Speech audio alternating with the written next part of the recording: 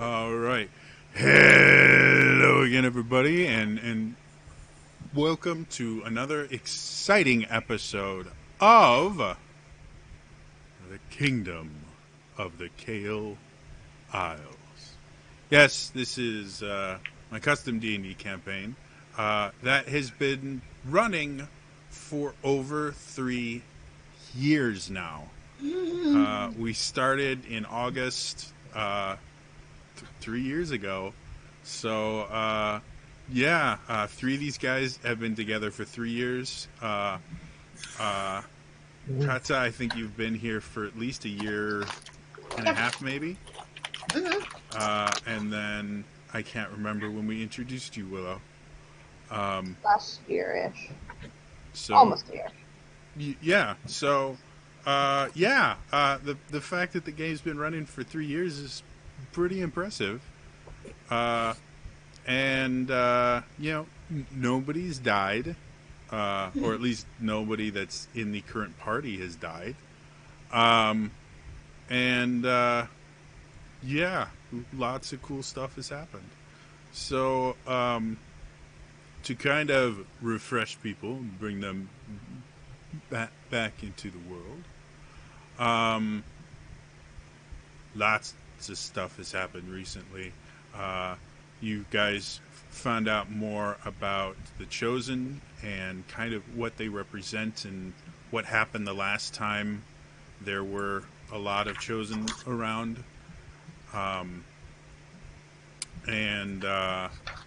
Some relationships within the party have started to change in dynamics. So that's always an interesting thing to happen. And now, as kind of a way to let off some steam and kind of refocus yourselves, there is a tournament that you all have decided to enter. It's single combat, but in order to enter, you have to beat a qualifying round.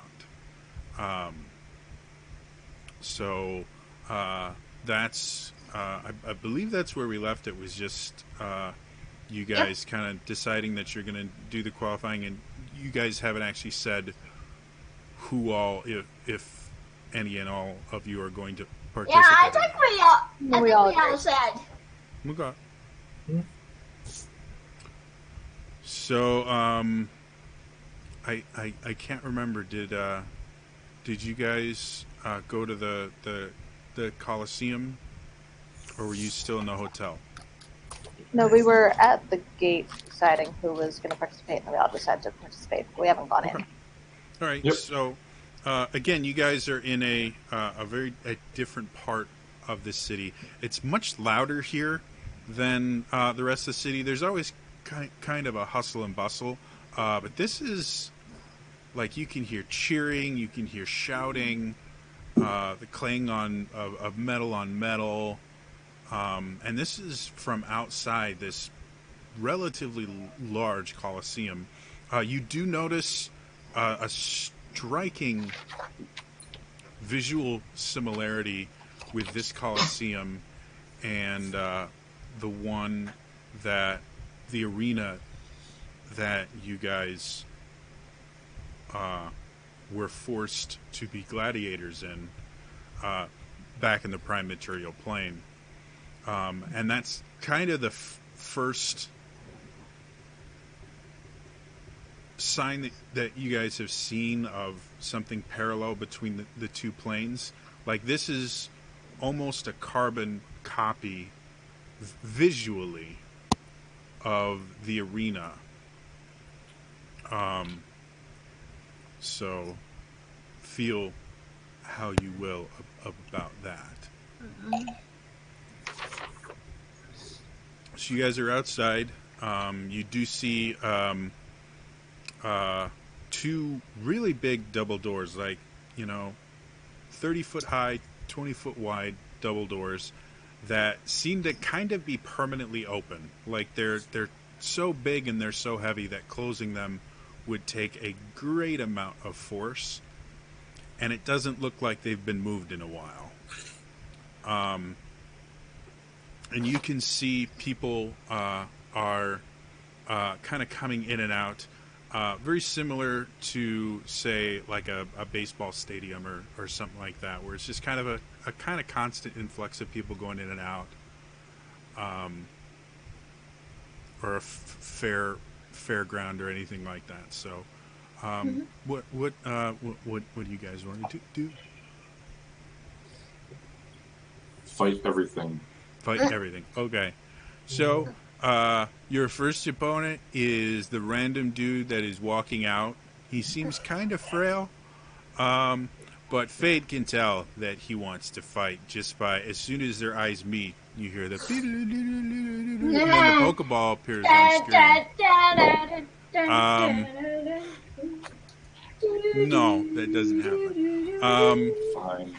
If you want to start fighting the random Eladrin and other various races walking in and out, you're welcome to. You're not sure how the guards would feel about that. You do notice, compared to everywhere else, like you generally tended to see guards just kind of patrolling every so often. Here they seem to be out in a little bit greater force, but they look significantly less menacing. Like, you see a lot of them, you've dealt with guards a lot throughout your travels. Generally, like, guards all have the same expression. It's this kind of stoic, don't fuck with me look. And these guys don't have that look. It's not that they're, not built or anything like that, but they just, a lot of them, some of them are laughing and joking around. Other ones just seem kind of bored. Other ones just seem annoyed. But they seem much more casual than even the guards you've seen in other parts of the city. You kind of get the idea that because of just the nature of this area, they probably have a lot more things to do here, like breaking up fights between drunk people and, stuff like that their years training in swordplay to protect their lives really don't come into use when they're, picking up drunk people and putting them, into the drunk wagon so they can sleep it off at the local drunk tank. So, yeah. What do you guys want to do? Do we know where we're supposed to be going for the qualifiers?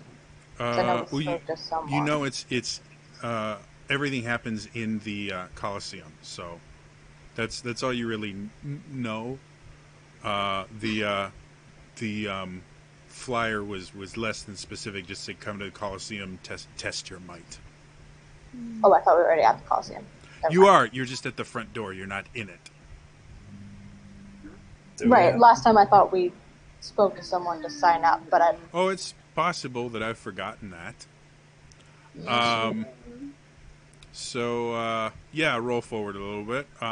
You guys do find, after asking some questions when you get in there, they kind of point you away from where most of the crowd is going, which is through another set of double doors that seems to have a bunch of... It goes into a hallway, and there are a bunch of side passages off of it that are stairs and things like that you assume get you to the various levels of the Colosseum.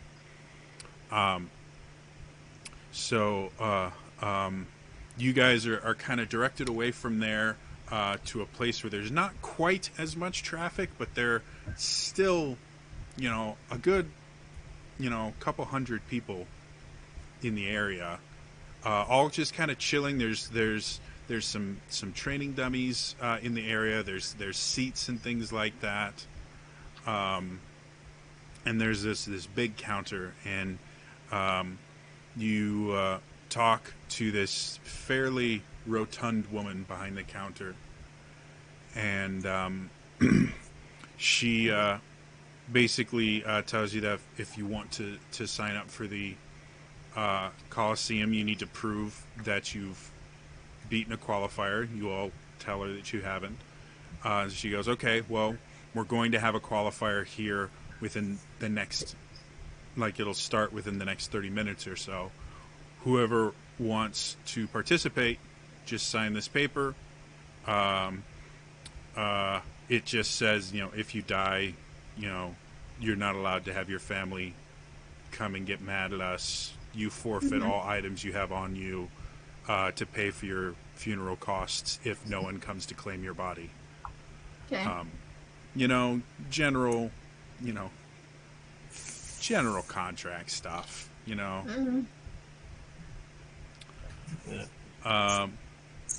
So after you guys all sign up, they assign you to different groups, because what basically happens is they have the Coliseum itself in the arena floor is basically chopped up into smaller areas to get a lot of qualifiers done very quickly. So it's like the Pokemon League. Kind of. So they're going to kind of chop you up into different groups, so that because there's hundreds of people, they don't want to have 100 matches one after another. So there's about 12 different groups, and you are all put into different ones. What I would like to know, just for story's sake, does anyone want to go first? I look at Avok. Willow would not want to. I'll go first. Ooh. Yes. Cool. Yeah. So, Elaine, in your group, basically what happens is they corral you. They put you into a place very similar to the kind of holding area from the arena back in the Prime Material Plane. And they turn to you and they go, a big honkin' human is sitting there, and he's like, all right, I'm going to ask for volunteers, and if there aren't enough, I'll volunteer you to go next. And so as he does that, Elaine kind of raises his hand and says, all right, you're up first then. And Avok's like, where the heck did you come from? You are actually not in this room. You're in a different one. Oh, never mind. I'll keep my mouth shut. Yeah, each one of you guys are at a separate little holding chamber. Okay. So what I do need, Elaine, you are taken to your own personal kind of holding cell thing where you can see there's just a gate between you and your little section of the arena. The arena itself that it looks like you're going to be fighting in is dirt with some stone walls. It's roughly like a 50-foot cone area that you're in. So at the widest point, which is where you are, it's about 50 feet wide, and then it goes to almost a point. And for you get number 3.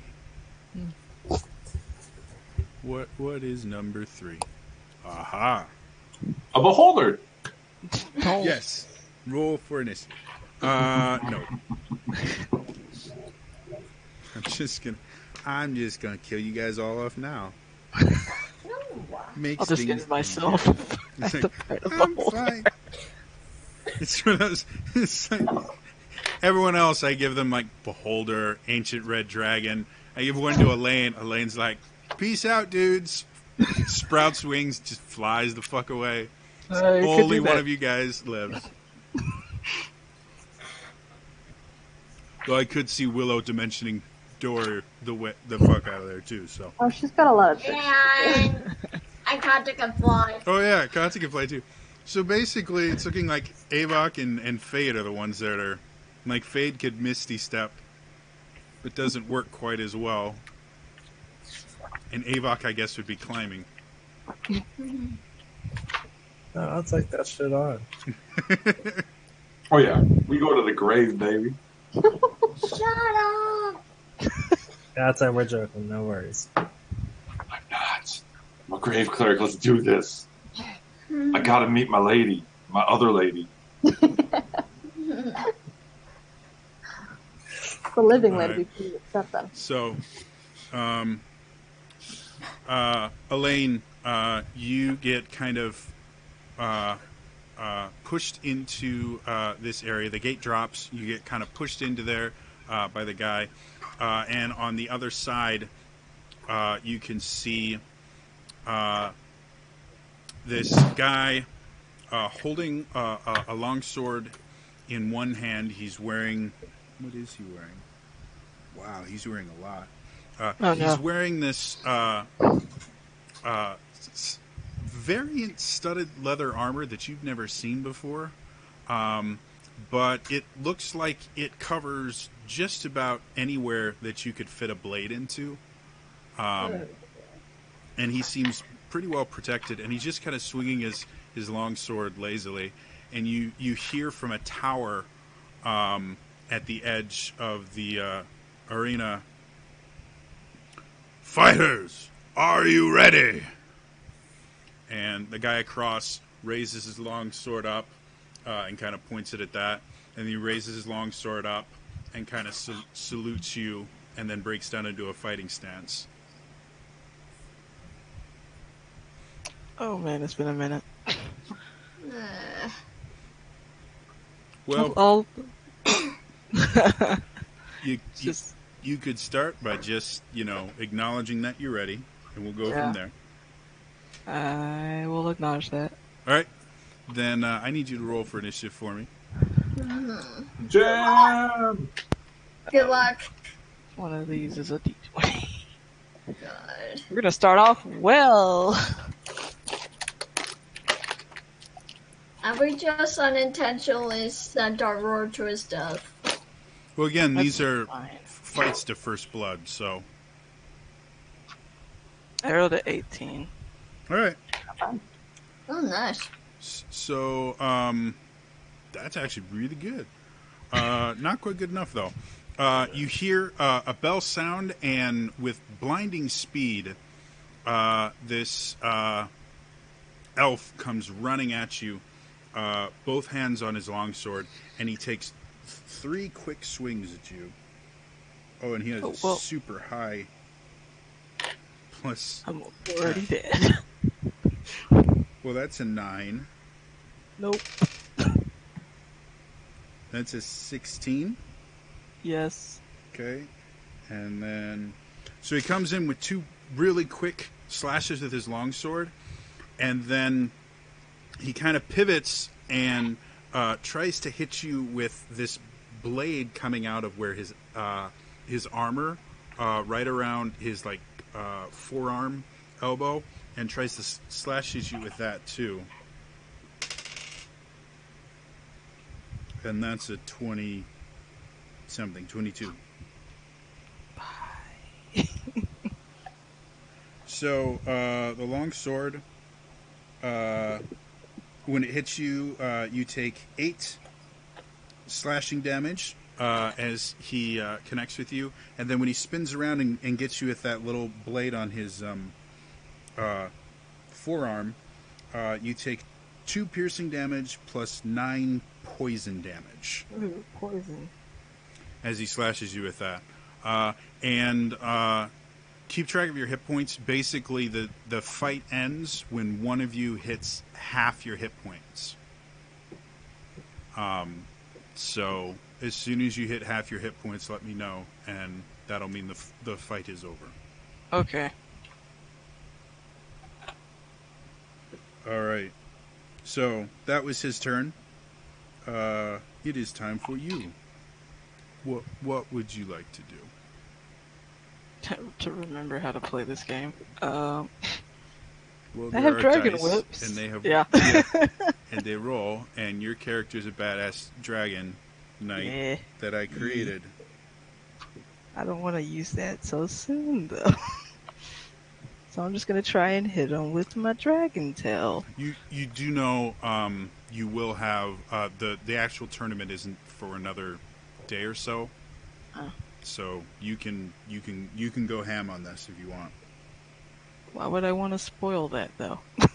It is entirely up to you. I'm just going to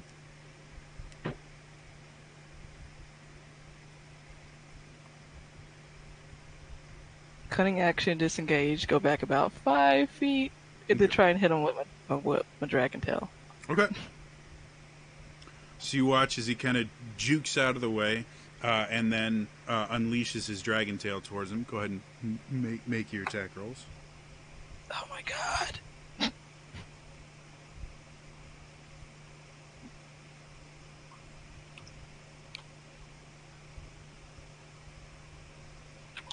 Is this the right like level? It's like a 13.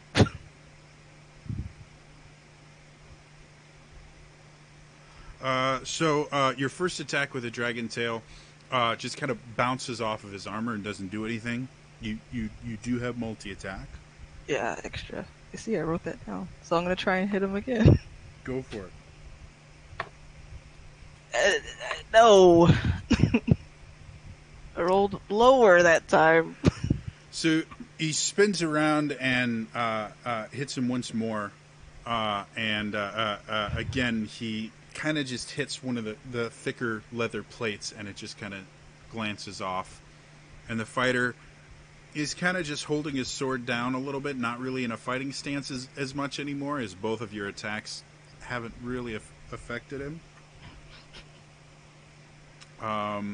Anything else you want to do with your turn? Do you still have about 25 feet of movement? Yeah, I'm gonna... Well, how big is the area that we're allowed to fight? You're in a 50-foot cone. So at its widest, it's 50 feet wide, and it's 50 feet deep, and it just slowly gets shorter and shorter on the other side, where you guys are is roughly about 50 feet wide. Oh, okay. So yeah, I'll back away as far as I can from him. Okay. So you kind of go towards one of the corners. Then it's your turn. He,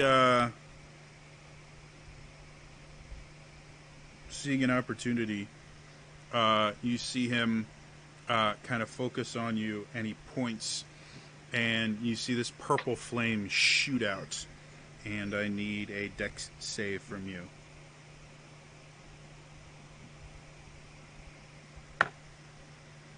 Mm. 11. So the flame engulfs you, and you kind of prepare yourself for the fire, and it doesn't burn. I'm resistant to that.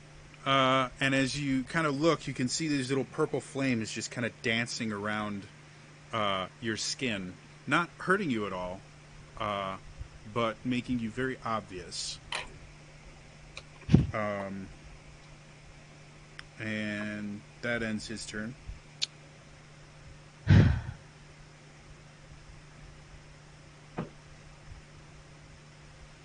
So I'm 30 feet away from him.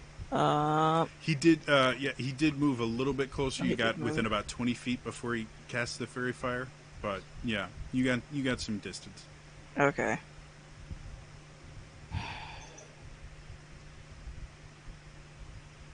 Don't want to get... Okay, I'm gonna move within... What was the range of the whip? 10 feet? Move within 10 feet of him Yep. and try and grapple him with the whip? Wait, I can't do that unless I'm in dragon form, can I? No, you can grapple with the whip without being transformed. Okay, yeah. I'll go ahead and try and grapple him. Okay. That's your acrobatics versus his athletics or acrobatics. He's got neither. Good, because I'm rolling like trash. Do you have a dice jail? I might have to make one. Well, he rolled a 21 athletics. No. No. No. Okay. If if you want, you can try again. Like, you basically replace one of your attacks with that grapple. So if you want to, you could try again. I will try to grapple again. So, you guys are able, like, in each room there is kind of a window. The kind of waiting rooms before you guys get put down into just before you go out are a little bit higher, and you can kind of see the various battles going on. And you guys can see Elaine kind of sitting there and flipping his whip around. Again, it's acrobatics versus. Oh, and he 21. a lot better that time. No. That's an 8. Yes. So you guys watch. He sits there and he throws the dragon tail and tries to kind of wrap it around the guy's arm, and he just slams his longsword on it and knocks it off. And in a very fluid movement, Elaine flips around and gets it and actually wraps it around both of his legs, and you see him sitting there kind of fighting against it but unable to move at this point. You still have a bonus action which you could attack with if you want, because of your dagger of speed. I have to move up closer to him to do that, though. No, I'll do it. Or you technically already have him wrapped, so you basically are going to slam his head into the ground or something. sure, I'll do that. Someone on the page goes, "How do you attack when you have them grappled with it?" I'm like, "Well, however you want. Slam them into the ground, like grind them, like you're, like, sawing them apart or something. I don't know. Just flavor text it. It's so you can still attack with the damn thing." Okay, so yeah, I'll do an attack then. Yeah, go for it. Ooh. Or It's an 18. if you want, Okay. before you do that, you can. What is it? You can basically forego another attack to restrain him instead of just grapple. Grappled means he can't move. Restrain means he has disadvantage on all his attacks, and you have advantage on all of yours. Yeah, I'd rather do that. I'll Okay. restrain him. So it'll be same basic thing as before, where it's athletics versus your acrobatics.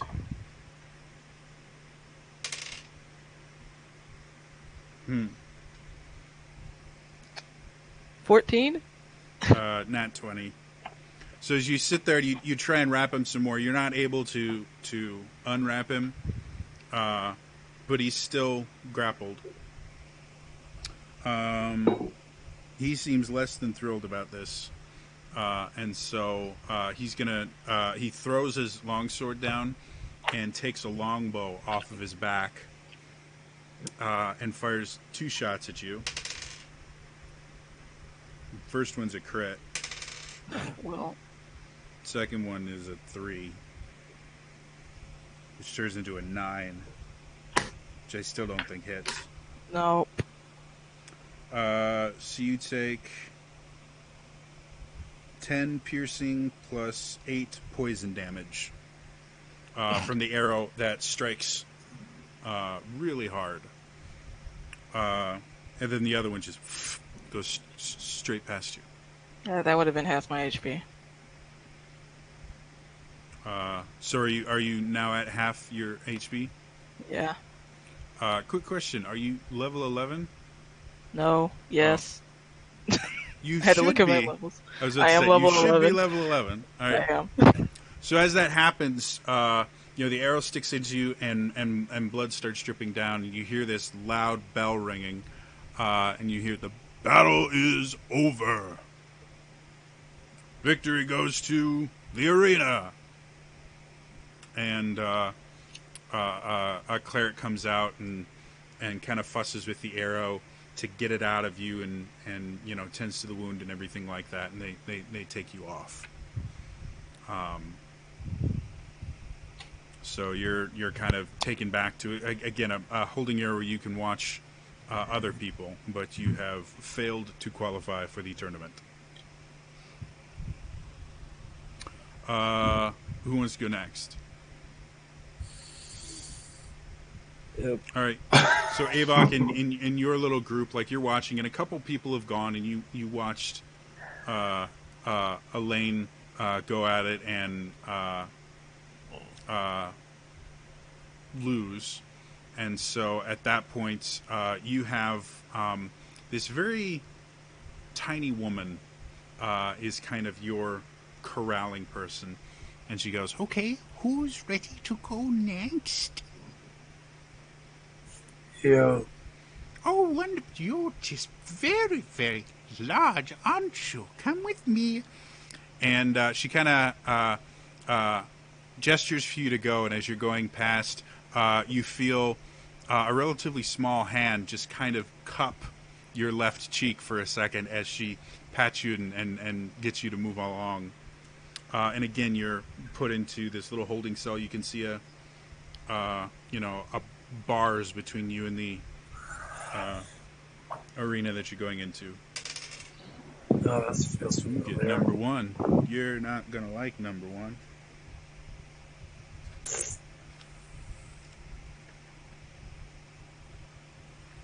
You want my dice? They'll totally help you win. I'm Yeah, they playing will. better than I ever have. So My dice are mad. You gotta wipe the dust off first, don't you remember? I guess. I think I'll be alright. this will be fun. All right, so you're pushed in, and you can hear the crowd cheering. I think I even have, I have like sound and everything for this.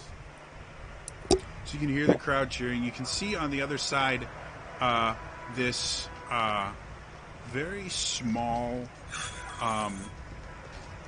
You almost mistake it for a halfling, but you realize it's just a very, very small wind genasi, just really short. And he's kind of curled up and crouching on the other end. You can see he's wearing black leathers and a hood with a face mask. And is just kind of sitting there waiting. And you see the tower, and you hear, "Fighters, are you ready?" And he kind of looks up and just gives a little nod and stays crouched.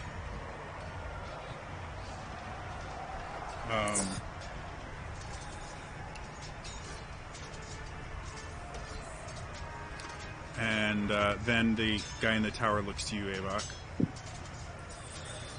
Yeah.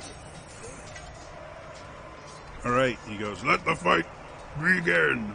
I need you to roll for initiative. Okay. That's not bad. Yeah. Yeah, the first one was better. 17. All right. So you watch as he just kind of sits there, not doing anything. You guys have about 50 feet between you two. You're up first. What do you want to do? Alright.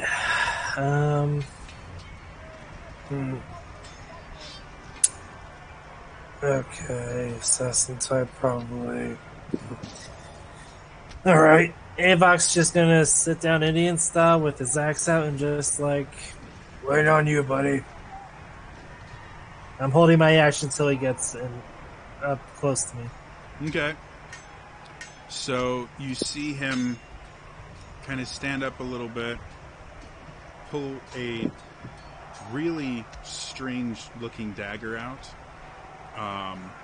The blade is shaped in a very odd way, almost kind of like an ice pick more than a dagger, but it still has the regular hilt and everything that you would expect from a dagger.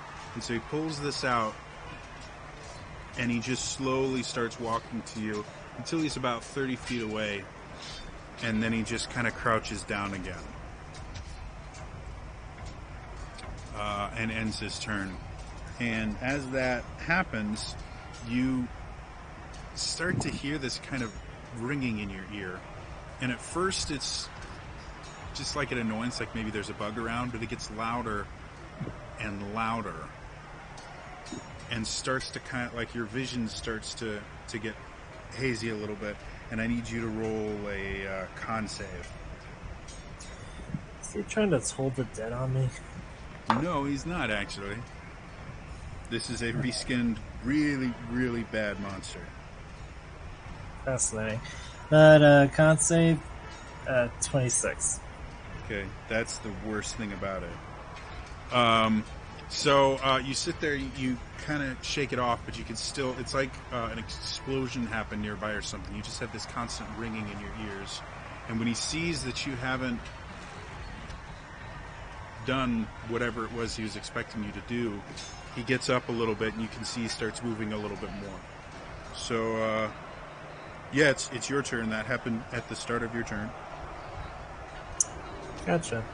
He's now 30 feet away from me? Yeah, he's 30 feet. Good. Alright.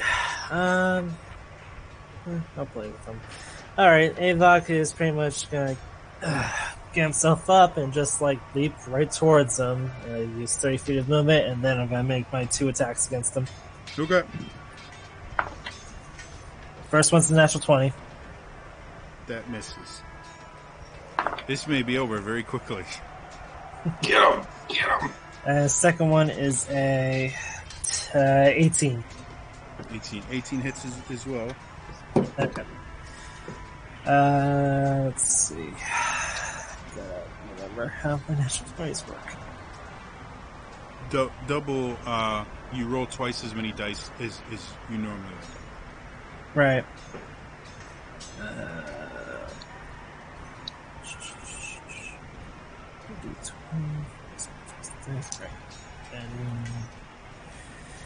Oh, don't forget he also makes the con save for my weapon.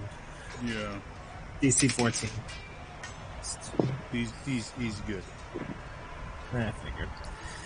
Okay, so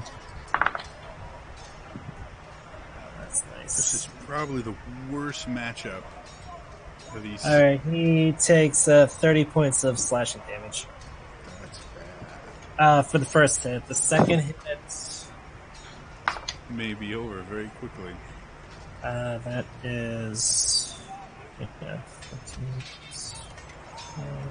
18 points of slashing damage. Okay. Hold on a second.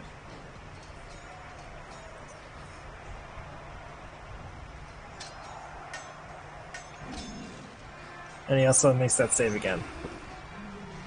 And with that, you come forward and you hit him with the axe the first time, and it cuts deep, goes straight through his leathers, and he gets knocked down a little bit, gets back up, instantly starts to thrust the dagger ice pick thing into you, and before he can, you hit him with the other end of the axe, which stuns him for a second, and you just spin it and slice him up.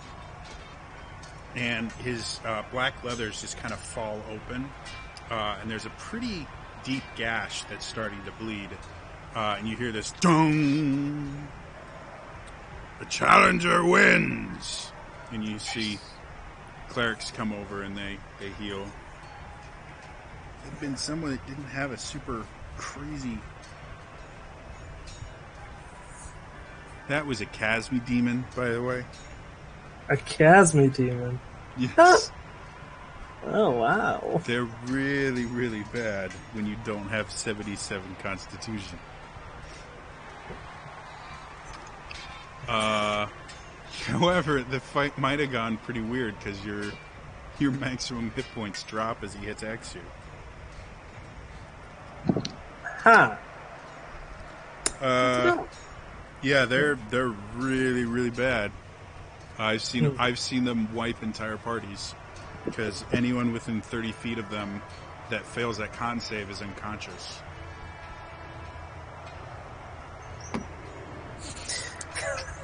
Wow. So Avok, barely breaking a sweat, walks back in. He kind of dabs himself from the slight bit of perspiration he got from swinging his axe a couple times. And you're taken to another area to await anyone else that makes it through the trials. Who wants to be next? Kata. All right. So Kata, you just watched as Elaine fought valiantly but wasn't able to quite get his win, and then Avok just came in and just like very confidently just blew the guy away.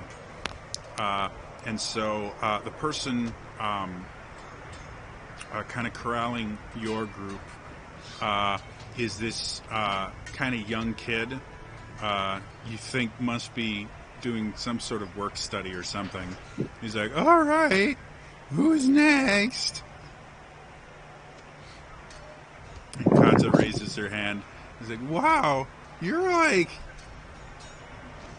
really young to do this. Like, you can't be much older than me. Wow.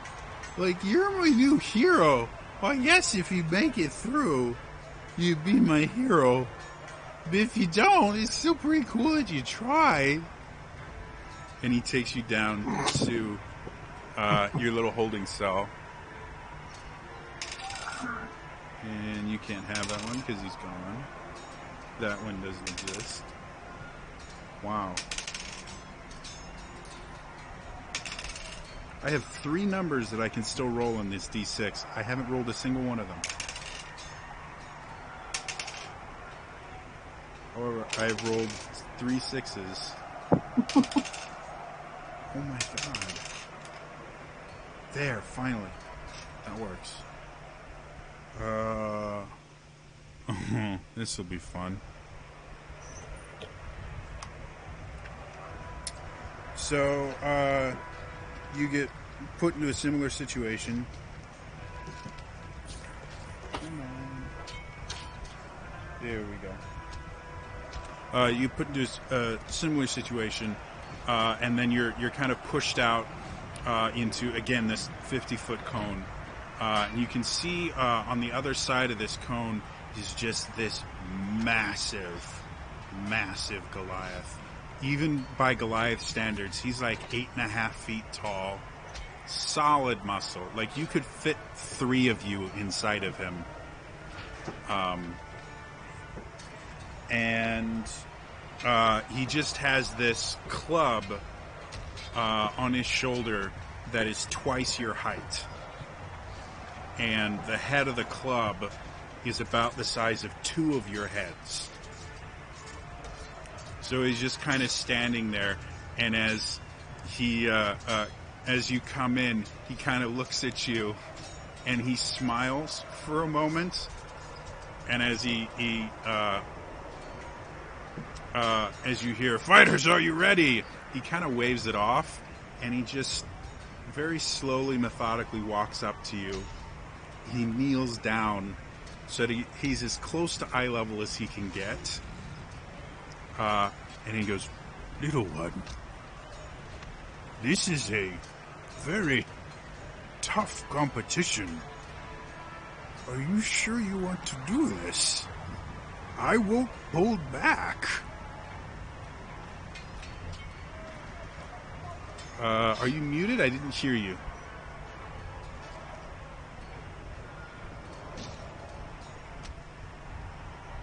Voice chat is working perfectly tonight. As always, roll 20. Hey, can you hear There me we now? go. Yep. Neither will I. And he kind of giggles. He's like, "You got heart. I like you. I will do my best not to hurt you too bad." And then he just kind of saunters back to his starting area, raises his massive club up to show that he's ready. And the other guy goes, "Challenger, ready?" And I'm ready. I need you to roll initiative for me. You got it. 19. 19. All right. So he starts running at you like a freight train. It's just... but you're able to act just a little bit quicker than he is. So what do you want to do? I'm gonna pull my hands back and then fire a full force sunbeam at him. Okay, is that a attack roll for you? Is that a saving throw for me? It is a Constitution saving throw. He's in this within 60 feet, right? Oh, easily. It's a good thing giant Goliaths have horrible constitutions. What's the DC is 16. he makes it. Okay, So let he me. does half damage then? Yeah, half damage as soon as I roll all these d8s. Right? Mm-hmm. Yeah, 68.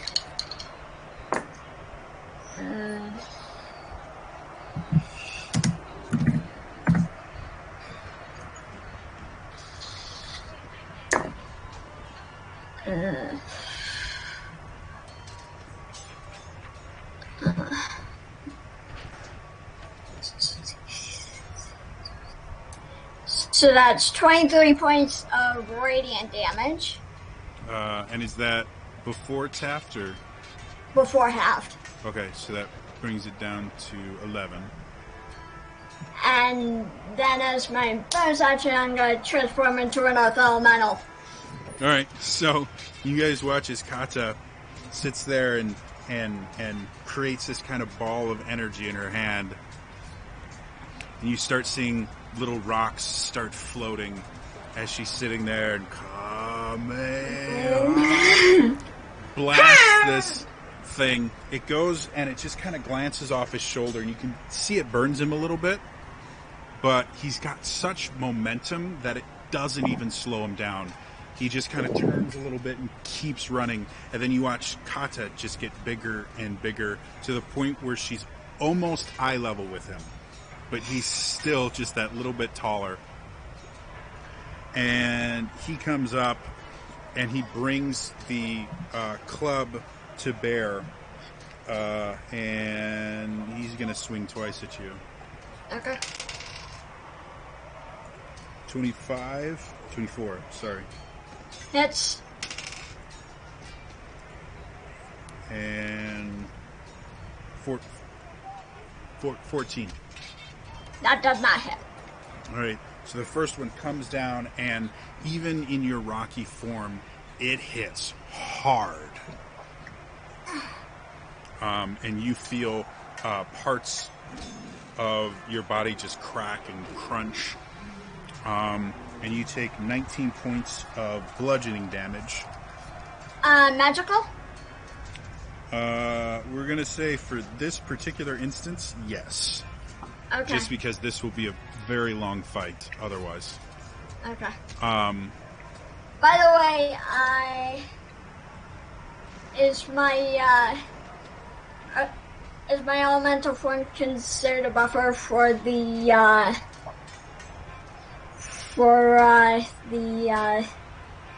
half health thing? Is it considered half health in human form? No, it'll be half of your elemental form's health. Whatever. Boy.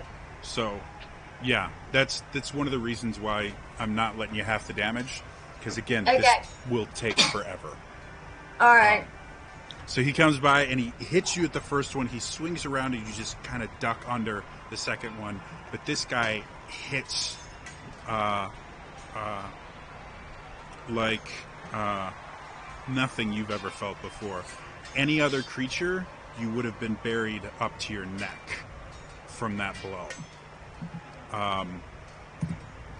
And I need a concentration check on your sunbeam. Oh, yes, I do.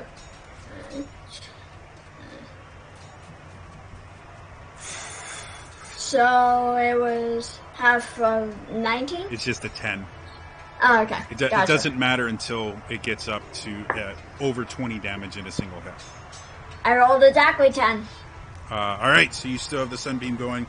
He is right up on you now, though. He seems to be preparing another swing at you, and he's grinning, but not in like a malevolent way. Like he looks genuinely impressed that you just took this entire smack, and seem almost none the worse for wear. So what do you want to do?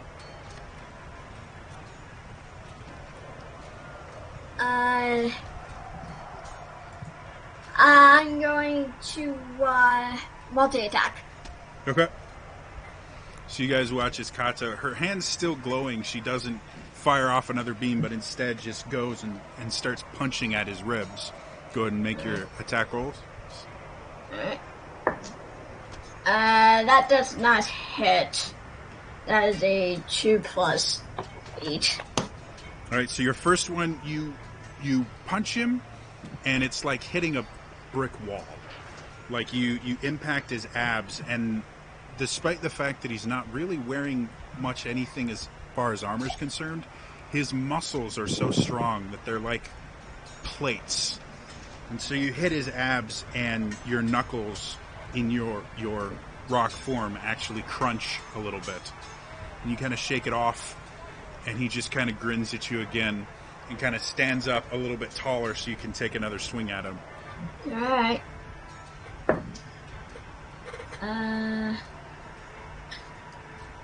17? 17 does hit. He's a really big, unarmored guy. You're not thinking it's hard to hit him. You're thinking it's going to be hard to do damage. Okay, so that's 15 points of bludgeoning. Wow, you hit hard. All right, so as he sits there and he just kind of stands up and grins, you come Oh, with wait a minute, I didn't add the modifier. So it's 20. What's the modifier, since I already did the math? Plus, the modifier is plus 5. Okay.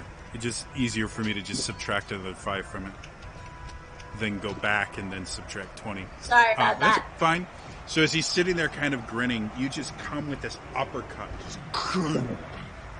and you can see, like, his eyes swirl a little bit. You can see he's seeing stars. And then he gets serious. He comes back and he kind of shoulder charges into you. By the way, since this is one-on-one combat, feel free to get as creative as you want with your abilities in that. Alright. Feel free to, describe what you want to do, and I may give you advantage or let you do cool stuff. And not throw my dice off. Wow, I'm rolling awesome. 15? Nope. 25. Hits. Alright, so he first shoulder charges into you, and you just kind of take it, and you scoot back about 4 feet as he just like... But you just take it, and then you realize the reason that he pushed you back is so he could get a better swing, and he golf swings it up and just knocks your head, and you see stars as you take another 19 bludgeoning damage. Okay. It is your turn now. Oh, and I need another concentration check. Okay. I fail.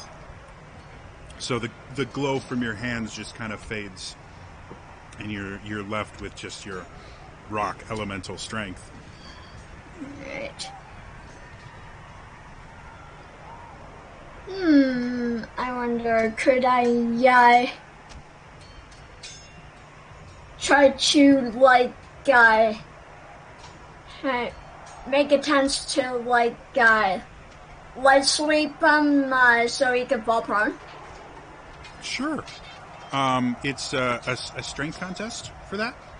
Okay. So you roll strength athletics.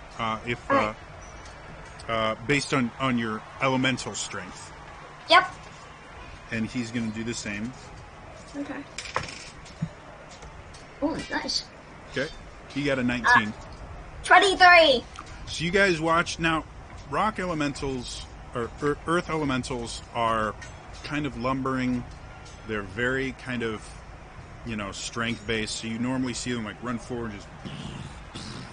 For the first time you think you guys have ever seen, you watch as the rock elemental goes down, plants its hands on the floor, and does a perfect leg sweep. And you watch the Goliath just flip into the air, smack down on the ground, prone. Any attacks against him will have advantage if you want to. That you can replace an attack with that trip, so you can try and punch him while he's down if you want, Okay. or do something else if you want to do that. I'll do. We'll say that was one of your attacks. I'll try to crush him with a body slam. Okay. You watch as it just kind of. So go and make your attack roll. With advantage? Yep. He's prone. Okay. 16. That hits. Roll damage. Okay. Thank God, because the other was a natural one. Go ahead and add your strength modifier twice to the damage here.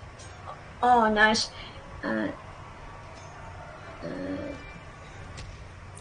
19 points of bludgeoning.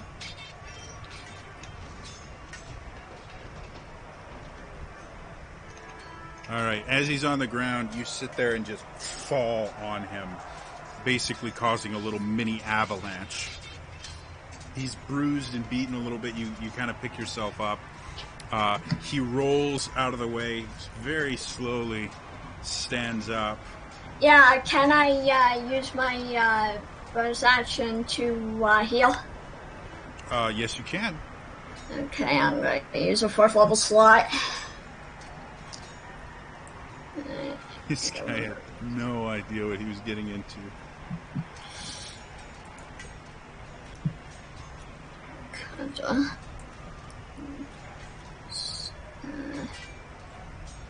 Yeah.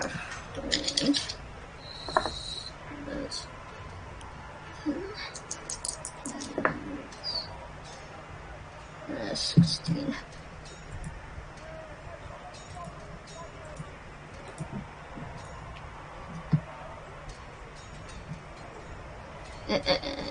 All right, you good? Yep. Okay. He this time after getting up and kind of shaking himself off a little bit, dusting him off, he now looks like he's done playing. He sits there and just punches the ground and lifts up a portion of the arena that you're fighting in. Oof. And takes it and just using it kind of like an iron, what's it called? I call them knuckle dusters. Brass knuckles? Brass knuckles, there we go. Kind of as a brass knuckles, he sits there and just brings it crushing down towards your face with a 25. Hits. You take 19 points of bludgeoning damage there. And then he follows it up by just taking his foot and bringing it up higher than you think he really should be able to do with that much muscle, and tries to just step on you and crush you. Even with you being the same height, he kind of brings it up almost like an axe kick to bring it down on you. I do that every time. 17? That is my armor class. Okay. So you take another 19 points of bludgeoning damage as he sits there, and you feel it kind of crunch and crack. And let's see. This may be it for me. Let me do some math here. Math is fun. Math is hard, kids. Stay in school. Alright, so.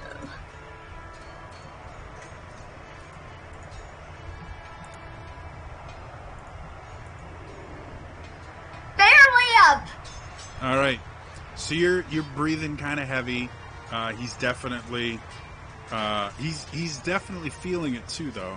I have to do math real quick too.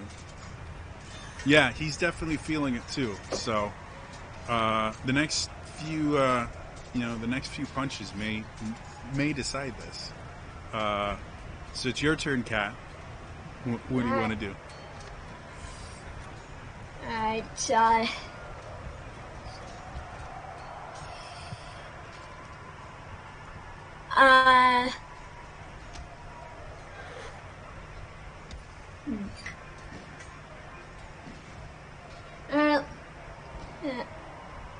can I try kick like one of the legs so he'll have trouble getting up?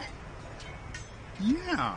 I'll have you, because it's going to be a little bit more difficult, I'll have you make an attack roll with disadvantage. This will replace one of your multi-attacks. Okay. But again, he's a big, really big guy. 16. Does hit. So what I'd like you to do, add 2d6 to your damage. Okay. Because you just separated his knee. No. 2d6 in addition to the 2d8? Yes. So whatever your normal damage would be, add 2d6 to it, because you've just separated his knee. Okay. If you've never had that happen, it hurts like hell. Okay. It also means you don't walk really well for a while.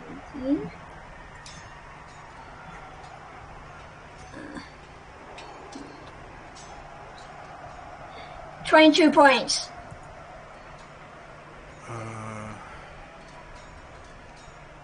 That's going to do it. So as you sit there and you smash his knee, you hear him howl in pain and drop to the floor. And you hear this tung. The battle is over. And you immediately see two clerics kind of come in. And you can see like tears are streaming down his eyes. He's in so much pain. And they come over and they heal his knee. And even after casting the healing spells, he's still limping pretty bad. And as he's starting to limp away, he shakes off the clerics, kind of goes over, and just pats you on your rock head.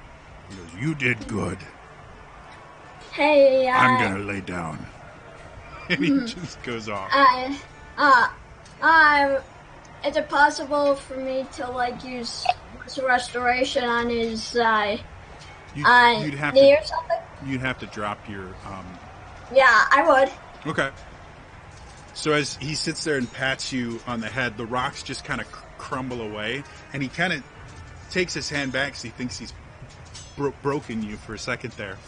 And then just little Kata's standing there looking at him, and you go over and you cast greater, lesser or greater? What do you? Greater.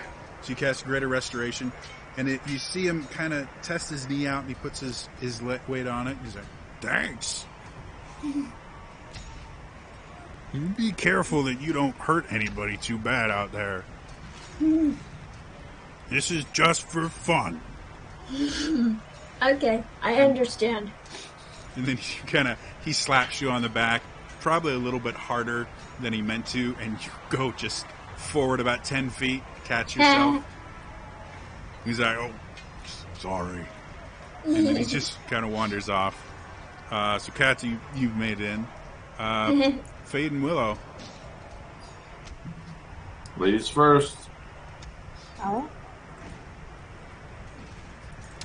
So Willow, in your holding area, you just have this kind of teenage-looking kid.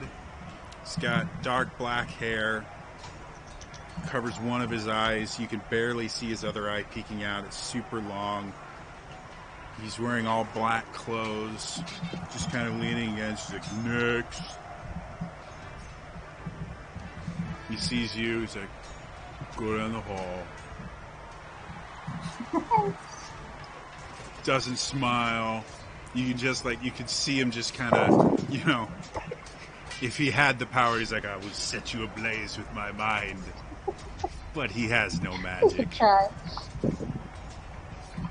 And you get into your little holding cell. I'm going to have you choose even or odd. Even. Okay.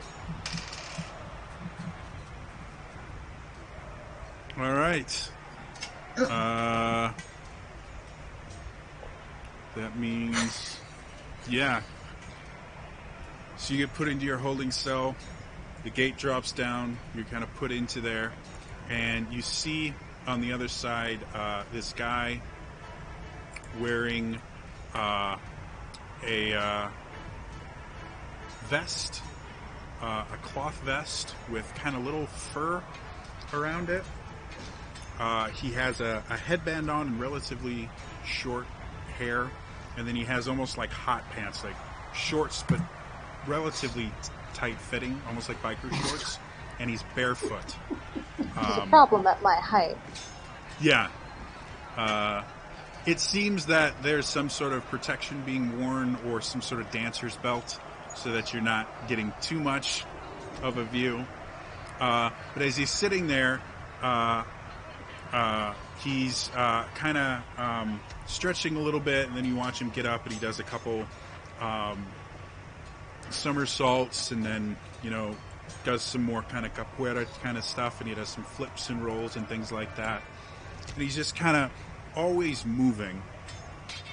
And he sees you, and he kind of does one of these and then nods at you, gives you a smile, and you hear, "Champion, ready!" And he kind of raises his hand up. "Challenger, ready!"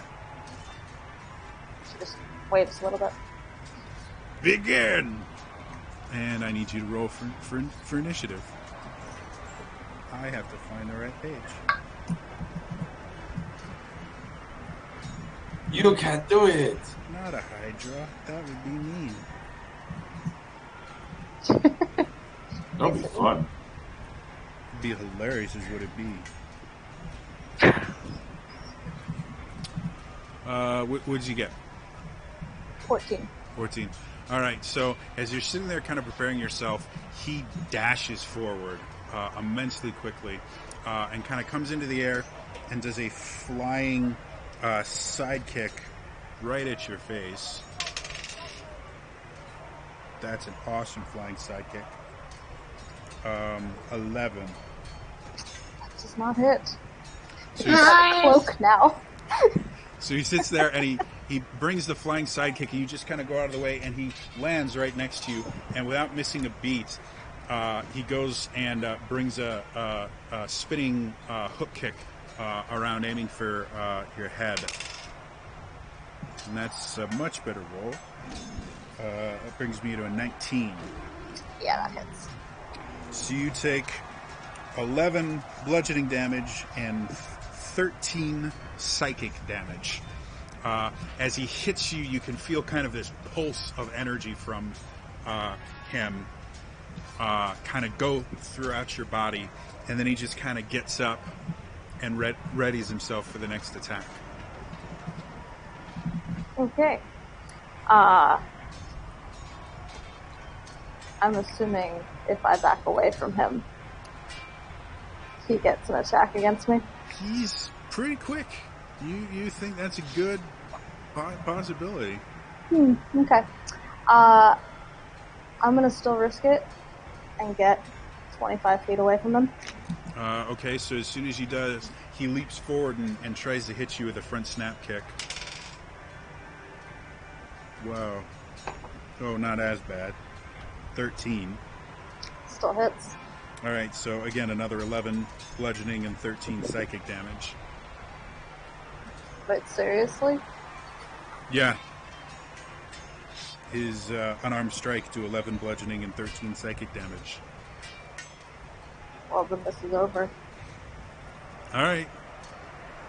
So as he sits there, and as you start walking away, he sits there and he kicks, and he he hits you right in the lip with this thing.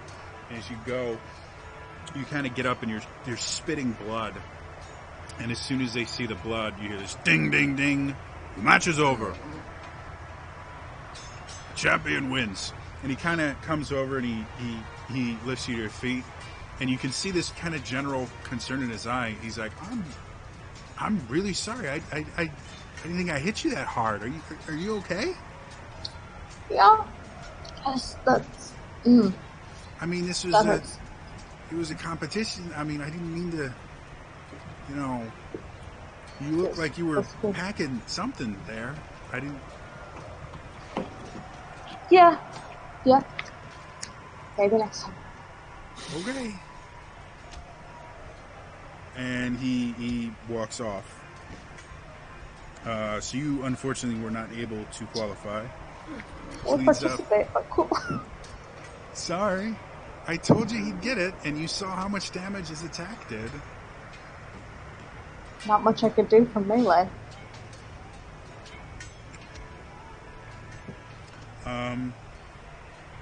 So yeah, it's Fade's turn. Fade, you just watched Willow get her clock cleaned. I am concerned. Starting to think I might have chosen slightly too high of challenge ratings. But you guys myrtleize everything else.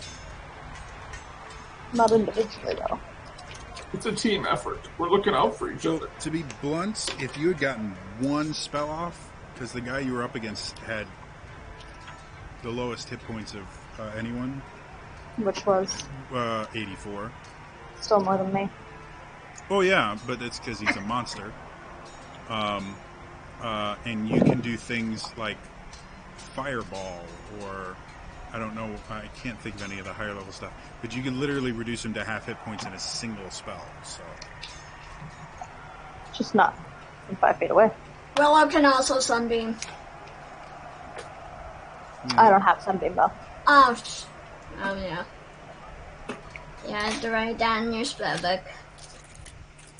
all right, so Fade, finally, it's getting closer to the end of the day now. Sun's starting to dip a little bit, not enough to, or the sky is starting to change a little bit to the familiar color of night.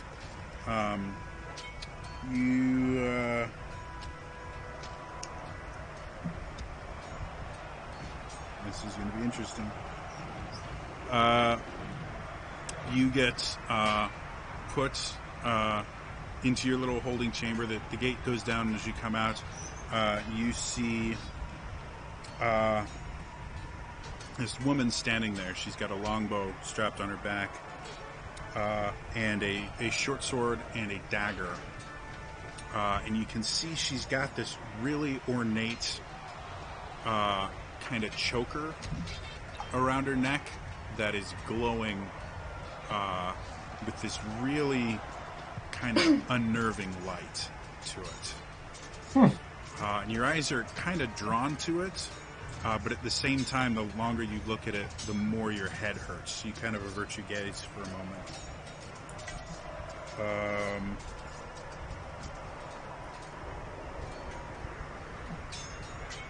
Yeah. So, the announcer, champion, are you ready? She raises her dagger, gets into a fighting stance. Challenger, ready? I take a knee. All right. I need an initiative roll.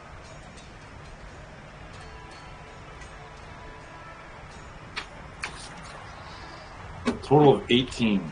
18. All right. So she gets ready to fight, but you're just that little bit quicker. What do you want to do? I would like to cast Guiding Bolt at 3rd level. Okay. You're about 50 feet away. So go ahead and make your attack roll. I believe the range is 100 something. Yep, buck 20. Dirty 20. That definitely hits. So the 3rd level of that will be A decent chunk of damage. 6d6.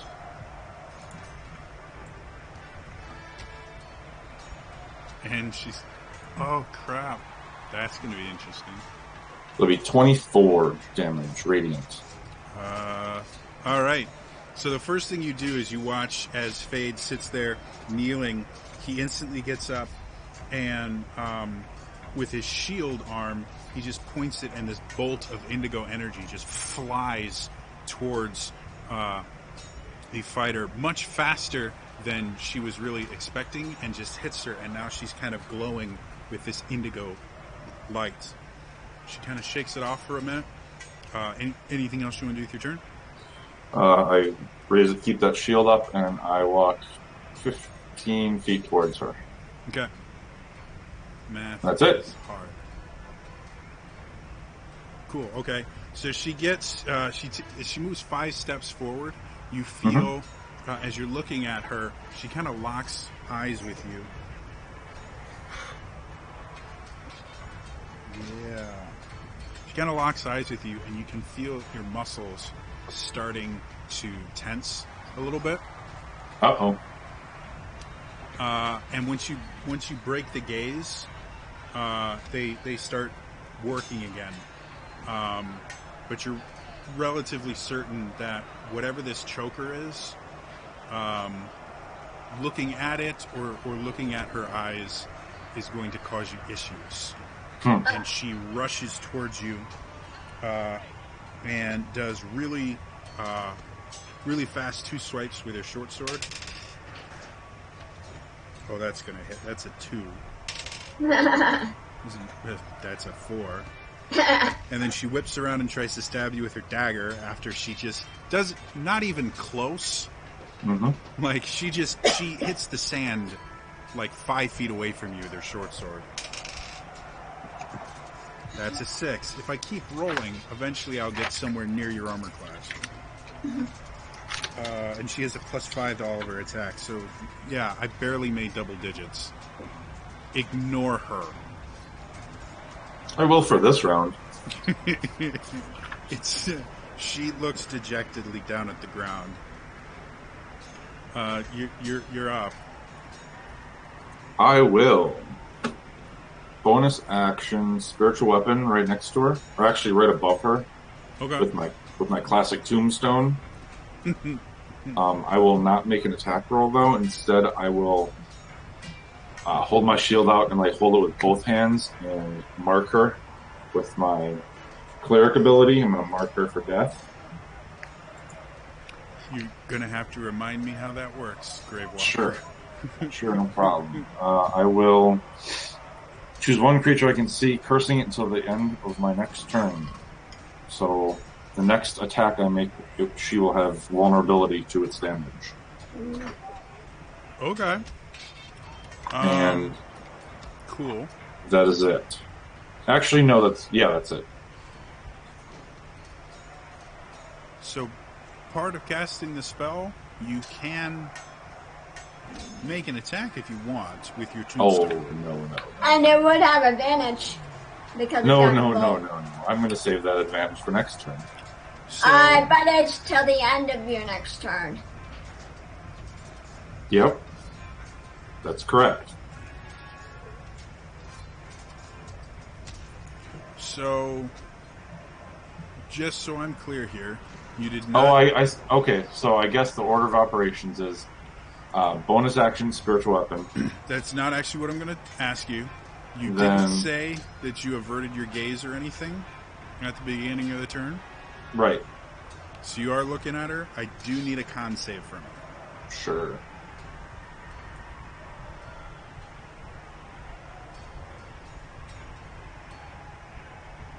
$1d20. Total of 14. You were very lucky about that. Then so you see your muscles start to tense a little bit, and you just shake it off. I get worried, and then I guess I will hit her with the tombstone just so I don't waste it. Okay. The guiding bolt. So that is a 20 to hit. And Was spiritual that weapon. with advantage? No, that was not. Let's try again. 24. 24. Okay. So it No. does. It would have hit either way, but you could have crit. And I'll treat this spiritual weapon since it's your spell. You can treat the damage as vulnerable if you want. No, spiritual weapon. I'm gonna do the vulnerable thing after. Okay. Makes I have sense. it. Makes sense. Yep. So a total of 11 damage from the spiritual weapon. Why do you make me do math? Sorry, bro. Cool. So you, your tombstone just kind of hits on her. Yep. And then I guess with my shield up, I'll kind of do this. Okay. So I'm not looking at her Okay. at the moment. Actually, I'll look at her feet. Screw it. Okay.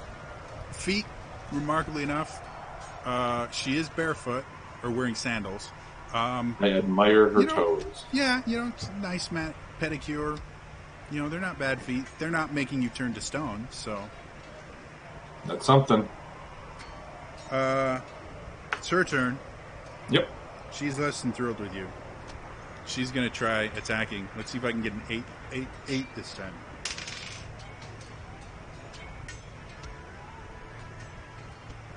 You got a 7. So no, you couldn't. So total, that was a 12. Remind me your armor class. It is 16 without my shield. Really? You You I have was your not right. You have your With my shield, it's 19. Yeah. It's 19. Okay. So you have your shield, so it's 19 right now. Yep. Well, you got a 16. Close. You didn't have your shield. Uh-huh. So for everyone else, I roll super good. For you, where I actually could roll super good, no. I can't roll higher than a 7. Ignore her. I think Okay. that was her short swords. This is her dagger. That one actually hits. Nice. 20. You for sure hit. So you take 4 piercing damage as it finds what kind of armor do you wear again? Scale? Right now I am wearing. I don't know. I wrote it down somewhere. Hold on. Whatever it is, it finds a little gap in your armor, and as it goes in, you can feel poison kind of pulsing through your veins as well. So you take 4 piercing damage, 14 poison damage. I would like to use my shield to absorb it all. So let me rephrase that. You sit there, and as the blow starts to come towards you, you interject your shield in the way, and you see it pierce through your shield for a moment. Nice. And you sit there and kind of concentrated, and the shield actually forces the blade back out a little bit. And so, yeah, it takes 18 damage. It does. All right. I would then like to. Forgot your shield could do that. Yeah.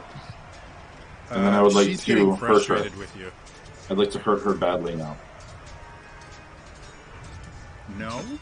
Oh my god. So I crit her with my 5th level inflict wounds. Which she's vulnerable to. Yup. So let me go ahead and That see is a how many natural dice. 20! So 5th level inflict wounds is 7d10, so let's make 14d10 real quick. Oh dear lord! You're not supposed to kill her. Hold on. This is to first blood. I'd like to do 91 points of necrotic damage to her, please. They killed her! She forfeits all her shit too, so I get all her stuff. The fun thing is, she had 92 hit points. Okay, then I'll use my spiritual weapon to attack her. The fight ends as soon as... Oh, that's too bad. Yeah, as soon as you sit there, like, she's sitting there and she's mad. Oh, I'm really, really sorry. You were averting your gaze, which means you have No, I was disadvantage. looking at her feet. I was looking at her.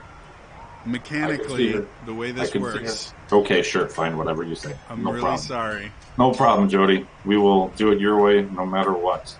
So I will roll a 6 plus 9, which is a 15, which will miss, so I do 0 damage. No, her armor class is 15. Cool. All right. You're still going to Oh my gosh. Sorry. 55. 55. It still brings you below half health, so Cool. you still win. Awesome. That's just how this particular creature works, is all. Okay. You were fighting a Medusa, by the way, Got it. Yeah, of course you are. which is a lot worse when it actually does something. So you sit there and you reach up and you just kind of grab onto her, and you watch as just her veins just start popping and just sores and everything go all across her body. She screams out in pain, smacks your arm away, and just falls backwards, cradling herself. Clerics instantly kind of dive on her and start casting curative magic to prevent you from actually killing her. They're like, Challenger wins? Almost by knockout? And one of the officials just kind of comes over and goes, you know this is to first blood, right? You don't have to kill them. No, she was doing some crazy shit. I had to stop that. I won't argue with you.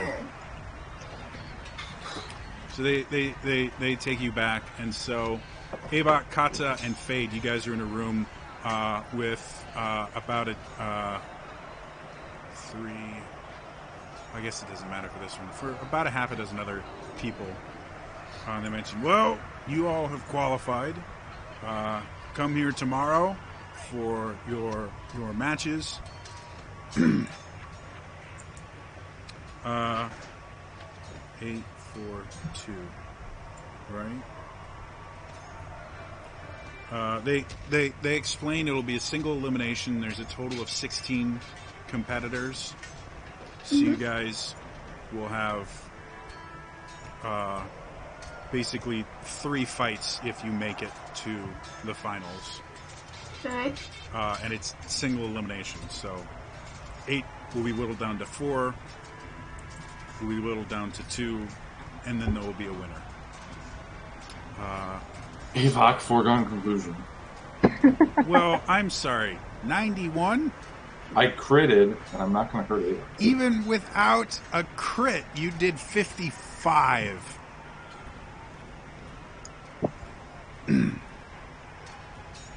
So, no, I think this will be, if any of you guys meet each other, it'll be pretty good. So you're told to rest up. They make an extra mention of you to you, Fade. Please don't kill anyone. Resurrection is not an expense that they want to have to pay. Okay, I'll just cast Death Ward on my opponent. That's fine.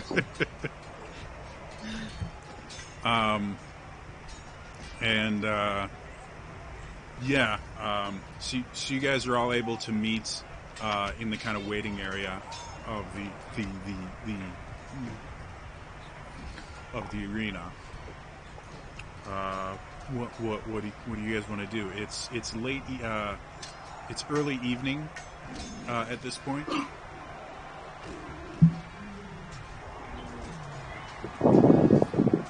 I want to congratulate my teammates on fights well fought. I look at Kata and say, my God, you are a force to be reckoned with. I look at Avok, you're alright. Willow, you'll get him next time. Elaine, you scare the still shit out of slightly me. upset that your axe barely got any action.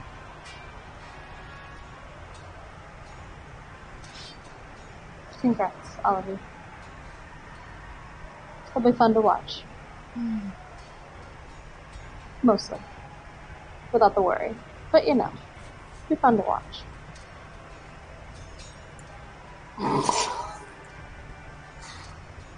Do we, are 91 we gonna go right back to the...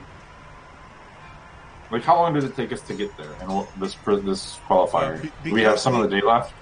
It's early evening, so the qualifier and all that basically took the day. And you've got the actual tournament is not tomorrow, but it's the next day. So you have, maybe a couple hours left of the day before you should probably get some sleep. And then all day tomorrow to make any preparations you want to make. I don't really want to go shopping for too long, so I'm going to hire a guide and ask him where I could find a ring of spell storing, if that exists here in the Feywild. So rare. No, I have to see how badly to break things. Oh, Lord.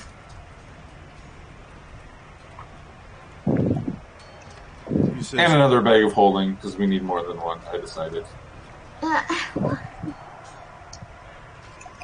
Don't spell don't. Incense, so a little less expensive. Did you hear they got rid of all the spell storing items in Adventure League? Just the gems. Do the rings? I thought they got rid of everything that stores spells. Nope. Because the gems, the only thing they have is a Pearl of Power. Unless there was another adventure I didn't know about that handed out a Ionian Stone of spell storing. No, out of the Abyss you can get spell gems for up to 9th level. Oh, I thought they were talking about like Pearls of Power and stuff like that. No.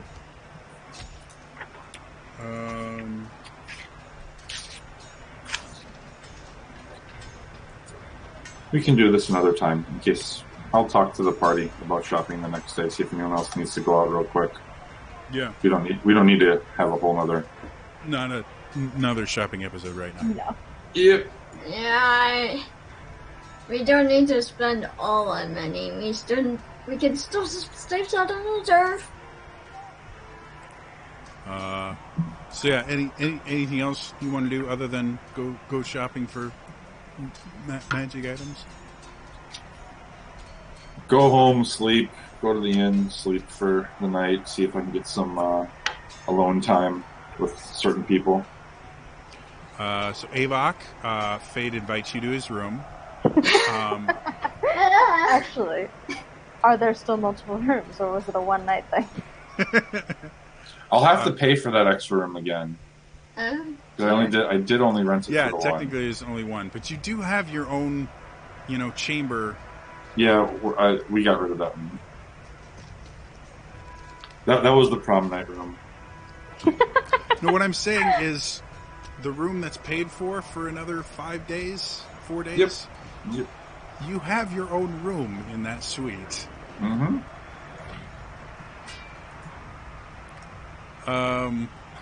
Elaine's probably gonna take it. Oh, nice. Elaine has had his own room. He's just been remarkably quiet this entire time. So you guys almost forgot he was there. Yeah, it's weird. But no, the boys' room, let's say, had three. He was a 3-bedroom suite instead of 2 to make things simpler. So you still had boys. Yeah, probably had a hidden Murphy bed. Yeah. We sleep for a day, then we go shopping, then we go fight again. Let's skip a day. Well, unfortunately, that's where we're going to end it for tonight.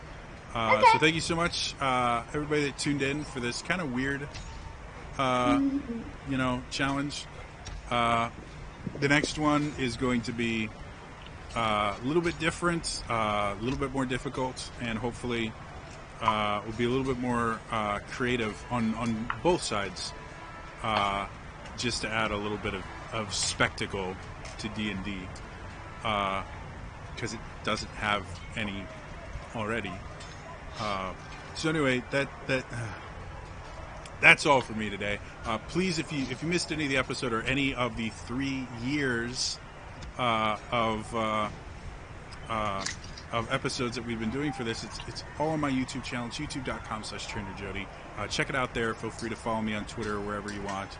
Otherwise, again, that's all for me today, and I will see you guys next time. All right. Bye-bye.